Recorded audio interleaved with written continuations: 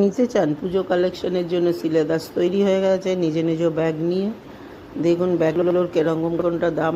সমস্ত ব্যাগের ওই 200-300 টাকার মধ্যেই, তার থেকে দামি 800-900 টাকার ব্যাগ রয়েছে।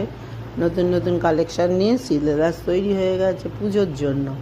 দেখুন আসুন, এটা হাওড়া ময়দানে সিলেবাস, মেট্রোর পাশেই, শরৎ সদনের ঠিক উল্টো দিকে হাওড়া ময়দান।